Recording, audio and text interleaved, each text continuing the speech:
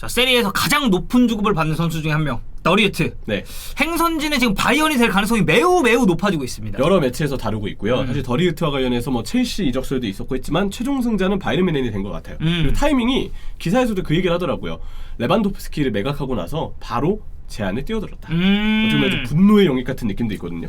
그러니까 레비가 사실 이제 나가는 과정에서 잡음이 좀 있었습니다. 맞아요. 뭐 훈련 관련해서 얘기도 있었고 나겔스만이랑 뭐 거의 뭐 소통도 하지 않는다라는 그런 이슈가 있었는데 레반도프스키가 바르셀로나 쪽으로 정리가 되자마자 지금 뮌헨이 그러니까 뭐 링크 당연히 있었겠죠. 그리고 당연히 사전에 이제 접촉은 좀 있었겠지만 뭔가 수면 위로 더 떠오르는 듯한 그런 느낌이란 얘기죠. 아예 뭔가 본격적인 제안, 그러니까 아직 구체적인 행동에 옮긴 것은 레반도프스키를 매각한 이후라고 기사에서 소개를 하더라고요. 네. 그래서 더리우트는 이렇게 좀 영입이 매우 가까워진 것 같고 그 이전에도 바이에른 뮌헨이 이번 이적 시장을 되게 활발하게 보냈습니다. 도르트문트도 어제 이제 다뤘듯이 되게 활발하게 이적 시장을 보냈는데 이제 이명철 쇼였거든요. 이명철 쇼. 네. 오늘은 이제 바이에른 뮌헨입니다. 그래서 뮌헨이 이번 이적 시장을 어떻게 보내고 있고 여기에 더리우트까지 들어간다면 어떤 수비진이 나오는지 우리가 이걸 한번 보도록 할 텐데요. 그러니까 결국 우리가 뮌헨이 올 시즌에 무슨 선수를 영입을 하고 있고 그건 결국 이게 보강 포인트가 어디냐라는 얘기거든요. 맞아요. 이거를 조금 더 연장선상으로 확장해서 생각하면 결국 지난 시즌 나겔스만 체제에서의 바이에른 뮌헨의 문제점은 뭐가 있었고 이러한 문제점이 있었기 때문에 이런 류의 선수 보강이 지금 이루어지고 있습니다까지도 볼 수 있을 것 같아요. 그렇죠.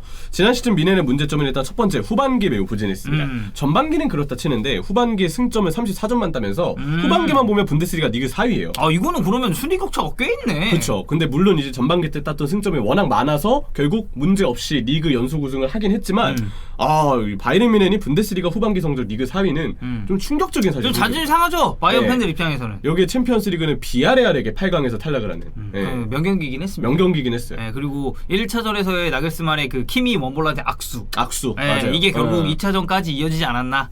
그래서 나겔스만은 많은 비난을 받았었고 여기에 이제 그 후반기 부진을 일으켰던 몇 가지의 요인들을 살펴보면 일단 핵심 자원들의 부상이 있습니다. 알폰소 데이비스는 코로나 이후에 그 심장 쪽의 문제 때문에 잠깐 좀 경기를 못 나오는 때가 꽤 길었었고 고레츠카는 거의 시즌의 한 3분의 2가량은 부상으로 빠졌어요. 거의 못 뛰었죠? 네. 고레츠카가 없을 때 바이에른 뮌헨이 좀 문제가 있었는데 이거는 조금 뒤에 살펴보도록 하겠고 후반기에 핵심 자원들이 부진하기도 했습니다. 일단 키미히. 특히 키미히는 비아레알전의 패인이기도 했었죠. 본인의 어떤 실수도 팀 결과에 영향을 미쳤습니다. 맞아요. 물론 나겔스만의 전술적인 선택도 있었지만 그건 당연하고 여기에 토마스 밀러. 토마스 밀러가 전반기 때는 매우 좋은 활약을 했는데 후반기 때 코로나도 좀 여파가 좀 있었고 여기에 체력적인 저하까지 겹치다 보니까 우리가 아는 밀러의 모습이 아니었어요. 그래서 토마스 밀러가 후반기 때는 유독 좀 부진한 모습을 보였다. 근데 그마저도 사네와 그나브리보다 낫다.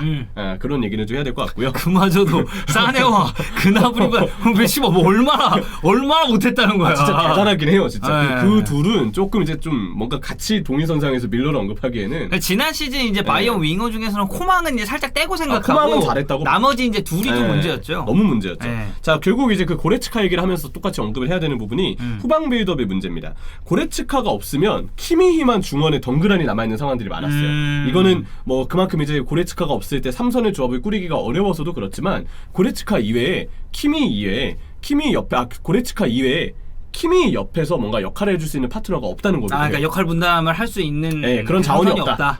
그러면 이제 많은 분들이 그래도 바이에른 뮌헨은 자비처 영입하지 않았습니까? 라고 생각하실 수 있는데 자비처가 라이프치히 때 모습이 아니었어요. 참 근데 신기하죠.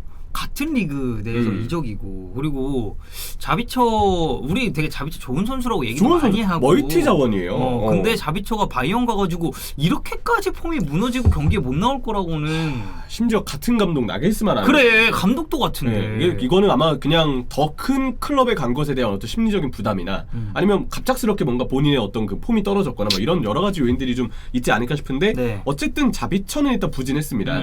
뭐 라이프치히 때처럼 붙박이 주전이 아니어서인지 여기에서 따르는 경쟁을 좀 더 의식하다 보니까 좀 뭔가 부담이 좀 느껴졌던 그런 상황이 좀 아니었나 싶고 여기에 더해서 그러다 보니까 키미히만 미드필더에 남아있는 형태에서 주로 3-1 형태의 빌드업이 많았어요. 1이 이제 키미죠. 맞아요. 근데 1 너무 한 명만 여기 남아있으면 좀 그렇잖아요. 보통 이제 2-3이나 이제 3-2 같은 대형을 많이 쓰니까 풀백이면 안쪽으로 좁혀서 키미 옆에 보조도 해주고 뭐 수비형 미드필더 옆에 보조도 하고 아니면 막 중앙 미드필더 한 명이 내려오고 아니면 막 스토퍼 한 명이 올라가고 막 이런 식으로 이제 보통 하이브리드 전술을 쓰는데 바이에른 뮌헨은 고레츠카가 없을 때 거의 키미히만 계속 이 1자리에 있었던 거죠. 1 너무 외롭습니다. 그러다 보니까 이 자리에 키미히가 고립이 되면서 그 키미히 하면 우리가 생각을 하는 게 있잖아요. 키미히는 전진해서 공격 가담하는 것도 맞아요. 되게 잘해요. 네. 뭐 풀백 출신이기도 하고 올라가서 뭔가 공격으로의 키패스 넣어주고 아니면 본인이 직접 약간 하프 스페이스 들어가서 크로스 올려주고 그래서 키미히도 꽤 적지 않게 스탯을 쌓는 선수거든요. 근데 빌드업 때 유일하게 3-1의 1의 자리에 있으면 후방 빌드업 때 키미히가 그냥 후방 빌드업만 해야 돼요. 그러니까 고립이 된다는 얘기죠. 네, 공격으로 못 올라갑니다. 그러니까 키미히의 어떤 장점을 공격적으로 아예 쓰지 못하고 무조건 후방에만 고정이 되어야 하는 문제가 있고요. 그러니까 딱 형철이 지금 얘기한 게 이거거든요. 키미가 후방 고정되죠. 그러면 여기 스페이스가 너무 광활해요. 맞아요. 근데 키미히가 올라가자니 그 후방이 비워지니까 못 올라가요. 결국 이제 문제는 이 후방의 키미히 그리고 그 윗선의 이선과의 간격이 너무 벌어지니까 중앙 빌드업이 아예 안 된다는 거죠. 그리고 3-1은 결국 키미히 이 1자리에 있는 키미히가 너무 외롭기 때문에 이쪽에 압박이 표적이 돼요. 물론 이제 키미히는 그걸 벗겨낼 수 있는 타락방 능력이 있지만 아무리 그래도 아무리 키미히라고 해도 이쪽으로 2명, 3명이 집중 압박을 하면 결국은 영향을 안 받을 수가 없거든요. 그러니까 이거는 전술적으로 분명 나기스만 감독이 3-1의 빌드업에서 추가적인 변화를 주지 못한 것은 상당히 악수였었고 무엇보다 키미히도 결국 이 자리에서 장점 발휘가 좀 어려웠다는 부분. 그리고 여기에 있어서는 고레츠카의 긴 부상 기간이 분명 영향을 좀 미쳤다는 부분을 확인할 수가 있죠. 그래야 3-2 형태로 빌드업을 전개를 하든 역할 분담을 해주든 할 텐데 실제로 고레츠카가 나오면 그냥 고레츠카가 키미 옆에서 역할을 해주니까 알아서 3-2의 형태가 좀 자유롭게 나옵니다. 그리고 고레츠카가 아니면 후방 빌드업을 도맡고 그럴 때 키미가 좀 올라가고 이런 식으로 플릭 때처럼 좀 유연하게 빌드업 풀리는 모습이 그래도 고레츠카가 나올 때는 좀 나오더라고요. 이런 거 보면 고레츠카는 무조건 있어야 되고 그래야 키미히가 외롭지 않고 상황에 따라서는 전진하는 모습도 보여줄 수 있다. 이런 얘기를 할 수 있고요. 자, 측면 공격이 또 많이 저하가 됐습니다. 알폰소 데이비스가 이 코로나 이후에 심장 이슈 때문에 왼쪽 풀백으로 거의 뛰지 못했고 그래서 폰지가 못 나오는 동안 왼쪽 공격력이 크게 감소했어요. 사실 바이에른 뮌헨은 나겔스만 전술상 오른쪽이나 중앙에서 빌드업을 하고 볼을 좀 몰아넣고 상대가 쏠리면 왼쪽 넓게 뻗어있는 알폰소 데이비스 쪽으로 전환하는 패턴을 많이 썼거든요. 근데 폰지가 빠지니까 이쪽에 올라가는 속도가 줄어들면서 자연스럽게 전환도 안 돼. 그리고 왼쪽에서의 빌드업도 안 돼. 다양한 문제점들이 이제 도드라졌습니다. 근데 그 윗선에 나오는 이선 자원들은 코망 정도 제하면 다 부진해. 맞아요. 코망은 그래도 잘했다고 봐요. 왜냐면 일단 나올 때마다 좌우 안 가리고 좀 뽀른반이나 상황에 따라서 윙백에서도 공격기를 했었는데 그쵸. 뭐 스탯은 못 쌓는 아쉬움은 있지만 코망은 그래도 잘했다고 보고 사네와 그나브리는 갈수록 사네는 후반기 때 스탯도 잘 못 쌓았고 전반기 때는 그래도 스탯이라도 쌓았는데 사네는 지금까지 실패죠. 맞아요. 볼을 너무 끌어요. 왼발에만 좀 의존하다 보니까. 그리고 그나브리는 요즘에 그냥 사진만 봐도 부진의 이유를 알 수 있는데 약간 살이 쪘어요. 그러다 보니까 몸놀림이 좀 둔하죠. 그리고 또 윙어로서 이렇게 또 스피드 살리는 윙어로서는 치명적일 수 있으니까. 맞아요. 민첩성이 좀 떨어지지 않았나. 물론 얼마 전에 재계약을 하긴 했지만 그나브리의 경우는 글쎄요 더 잘해야 되는 게 사실입니다. 자, 그리고 수비에 잔실수가 있는데 우파메카노, 파바르 그리고 수비형 미드필더의 키미히까지 후반기 때 잔실수가 좀 있었고 그러다 보니까 수비 라인이 깨지면서 뒷공간을 노출하거나 아니면 수비진의 선수가 바로 앞에 박스 안 근처에 있는 상대 선수를 놓치거나 아니면 볼 처리 미스와 같은 비밀을 제공하면서 잔실수네. 실점의 어떤 원인을 제공할 때가 있었죠. 그리고 이제 또 하나의 부진의 이유는 얇은 뎁스. 이 주전이 못 나왔을 때 그걸 받쳐줄 수 있는 준주전이나 백업 자원들이 대기를 해야 되는데 자비처 부진했죠. 로카 부진했죠. 말할 것도 없고. 톨리소 부진했죠. 그러다 보니까 미드필더 쪽, 뭐 공격진 쪽도 마찬가지로 전체적으로 뎁스가 얇다고 볼 수밖에 없어요. 이 뎁스가 얇다는 부분은 머릿수가 좀 부족하다는 얘기도 어느 정도는 일리가 있겠지만 제 생각에는 백업들의 퀄리티가 문제다. 이렇게 좀 해석을 해주시면 좋겠습니다. 그리고 결과적으로 이런 문제점들이 있었고 나겔스만이 변화를 주지 못했기 때문에 뮌헨의 성적도 같이 좀 경기력도 좋지 못했었던 거고. 맞아요. 그 결국에는 이 수비 잔실수 이게 어떻게 보면 더리트 영입이랑도 저는 연관이 아예 없다고 보지 않고 그러다 보니까 이제 올 시즌 이제 2022, 2023 시즌 뮌헨이 이제 어떤 선수를 영입하고 어떤 선수가 나갔는지 앞에 부분에서 형철이가 이제 설명한 그런 부분이 좀 근거가 될 수 있다는 얘기죠 보면. 맞아요. 그래서 이번에 영입 그 보면은 굵직굵직한 영입들을 바이에른 뮌헨이 많이 했습니다. 일단 마네 윙자리 보강입니다. 물론 이제 레반도프스키가 나갔기 때문에 정말 상황에 따라서는 마네를 톱으로 쓸 수도 있을 것 같아요. 그리고 톱 자원에서도 어쨌든 마네가 괜찮았고. 근데 마네를 영입할 때 이유는 철저히 측면 자원으로 바이에른 뮌헨이 보고서 이제 영입을 한 거고요. 톱으로 쓸 가능성이 조금 생기긴 했지만 그렇다고 주전 톱으로 기용할 거라고는 생각하지 않습니다. 그리고 마네는 아마 측면 자원에서 이 사네와 그나브리의 어떤 답답함을 해소하는 이쪽도 급하기 때문에 맞아요. 마네가 아무래도 여기서 좀 활약을 하지 않을까 싶고 선수 가치보다는 실제 이적료가 매우 저렴하죠.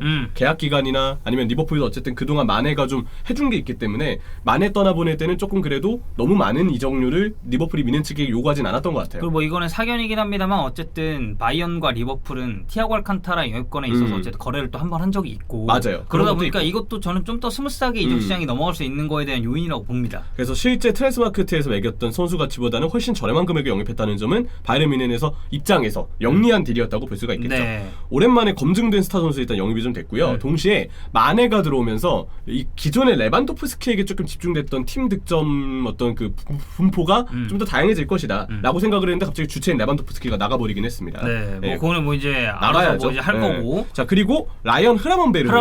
좋은 선수죠. 아주 좋은 선수입니다. 흐라먼베르는 마찬가지로 아약스로부터 이제 데려왔는데 자비처가 아쉽고 로카와 톨리소가 이제 떠났어요. 그렇기 때문에 이 미드필더 쪽에 뎁스 보강을 흐라먼베르 영입을 통해서 했다고 보시면 될 것 같습니다. 그러니까 뭐 이 선수도 사실 3선, 2선 뭐 가리지 않고 뛸 수 있는 자원이고 그리고 저번에 이제 낑강대부님한테도 잠깐 물어봤을 때 흐라먼베르에 대해서 이제 설명도 해주셨으니까. 맞아요. 이 선수가 그 다리도 되게 길쭉길쭉하고 맞아요. 전진성도 전진성이 있고 좋아. 볼을 좀 잘 뿌릴 줄 아는 선수인데 좀 기대를 해보겠고요. 네. 또 한 명의 선수는 이제 아약스의 오른쪽 풀백인 누사이르 마즈라위. 뭐 네. 많이 들어보셨을 겁니다. 무려 FA로 데려왔습니다. 일단 마즈라위 선수는 제가 기대하는 이유는 일단 기존의 바이에른 뮌헨의 오른쪽 풀백 주전이 파바르였는데 파바르의 기량이 공격적으로 매우 아쉬웠고 수비도 갈수록 잔실수가 좀 있었거든요.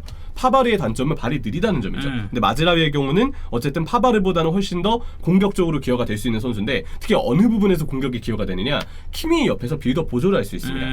아무래도 이제 그 3-2 빌드업처럼 키미 옆에 누군가 파트너를 주려면 고레츠카가 나오면 제일 좋겠지만 고레츠카가 나온다고 해도 한 명 정도는 좀 더 프리백이나 미드필더 쪽에서 조력을 해주면 좋거든요. 근데 마즈라위 선수는 주로 아약스에서 뛸 때 보면 오른쪽 풀백이지만 미드필더처럼 안쪽으로 좁혀서 후방 빌드업에 참여하는 어떤 역할을 했기 때문에 제 생각엔 이 선수는 마즈라위가 영입이 되면서 키미히의 후방 빌드업 시 고립되는 어떤 문제점을 해소해줄 만한 자원이 되지 않을까. 그래서 이거는 나겔스만 감독이 왜 마즈라위를 데려왔는지 그 의중을 좀 알 수 있는 그런 영입이라고 생각이 듭니다. 네. 자, 그래서 어쨌든 이제 더리트 영입설은 계속 있습니다. 뭐 디마르지오 쪽에서도 뭐 지금 여기 링크 저희가 띄워드리고 있는 것처럼 계속해서 얘기가 나오고 있고 뭐 지금 구두합이 됐다라는 그런 얘기까지 나오는 거 보니까 이거는 뭐 거의 거피셜이라고 볼 수 있겠고 7천만 유로의 옵션가 1,000만 유로. 가격은 세요. 우리나라 돈으로 1,000억 정도는 없는데 어리고 더리우트 시장 가치가 있는데요. 맞아요. 네. 네. 유벤투스하고의 계약 기간까지 생각하면 이해가 좀 되고 스카이에서는 더리우트 영입에 따라 기존 수비수 중에 한 명이 떠날 것 같다고 얘기했는데 제 생각에는 파바르가 아닐까. 파바르가 될까요? 왜냐면 마즈라위가 또 왔고 하니까 자리가 좀 없어졌어요. 네. 그리고 초호화 센터백진이 완성됐습니다. 우파메카노, 리카 에르난데스 여기에 더리우트. 리카가 지난 시즌 고생 많이 했죠. 네. 근데 바이에른 뮌헨이 간간히 백스리를 쓸 가능성도 있다는 점을 생각했을 때 이 정도 주전 센터백진을 보유하는 것은 충분히 일리가 있고 괜찮죠. 잔실수를 줄여야 되기 때문에 보강이 또 되는 더리우트라고 볼 수가 있죠. 네, 나간 선수들 지금 이렇게 쭉 리스트 나오죠. 랩이 나갔고요. 그리고 네. 마르크 로카, 로카는 사실 바이언 팬들도 조금 아쉬워합니다. 왜냐면 이 선수가 못한 거 맞거든요. 근데 되게 프로페셔널해요. 맞아요.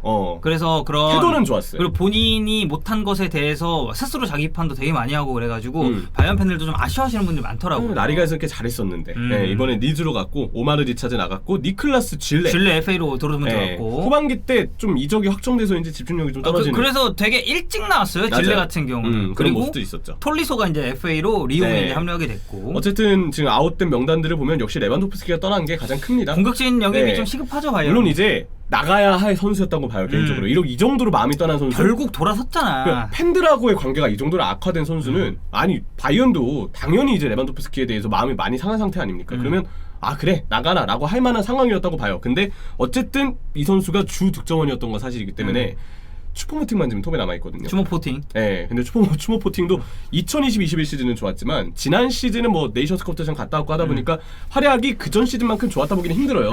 그리고 주전급은 아니죠. 그렇기 때문에 아쉽지. 네, 주전급 톱에 대해서 바이에른 뮌헨이 어떻게 남은 이적 시장 동안 보강을 할까. 근데 이것 또한 분노의 영입 가능성이 있지 않을까. 이런 부분을 우리가 좀 예상해 볼 수가 있겠습니다.